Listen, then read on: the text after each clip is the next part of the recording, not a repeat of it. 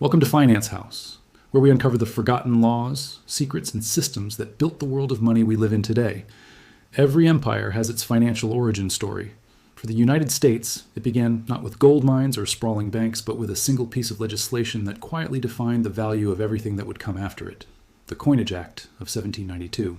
This wasn't just a law. It was a declaration of monetary independence, a financial constitution for a nation that had just won its freedom, but hadn't yet learned how to fund it. Imagine this. The American Revolution is over, but the country is broke. Its currency, the continental dollar, is practically worthless, completely destroyed by hyperinflation and widespread mistrust. Farmers are back to bartering goods. Soldiers are being paid in promises. And foreign merchants? They refuse to accept American paper money. The young republic needed more than a government. It needed trust. And back in the 18th century, trust was made of silver and gold. The Coinage Act of 1792 was Congress's bold answer to this crisis. It established the United States Mint, officially created the U.S. dollar, and for the very first time, defined what American money actually was.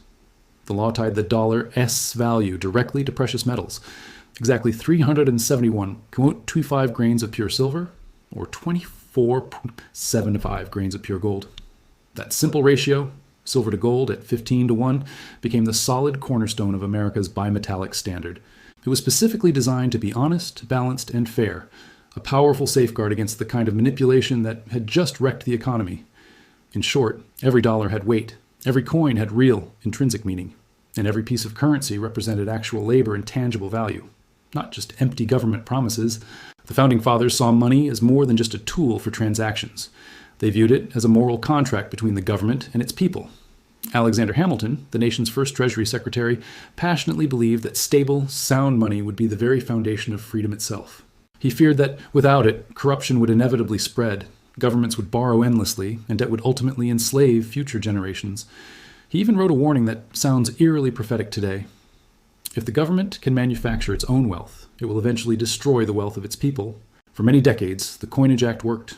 It kept America's currency disciplined and honest. Gold and silver coins circulated freely throughout the economy. People could walk into a bank and exchange their paper dollars for real metal at any time. The system wasn't perfect, of course, no system is, but it was firmly anchored to reality. It was grounded in something real. Then came the Civil War. To fund the massive conflict, the government did something unprecedented. It printed huge amounts of paper money, known as greenbacks, and for the first time since the Constitution, the promise of redeeming these dollars for gold was suspended. Just like that, the strong foundation laid by the Coinage Act of 1792 began to show its first serious cracks. Over the next century, the link between money and metal was slowly, deliberately eroded. Piece by piece, the discipline was stripped away. In a shocking move in 1933, President Franklin D. Roosevelt made it illegal for private American citizens to own gold. The government demanded people turn in their gold coins and certificates. Then, in 1971, President Richard Nixon severed the final tie, unilaterally ending the international gold standard entirely. From that moment on, money no longer represented intrinsic value. It represented faith. Faith in the government. Faith in the banking system. Faith that the numbers printed on paper, or increasingly displayed on digital screens, would continue to mean something tomorrow. The foundational principles of the Coinage Act of 1792 had been all but forgotten.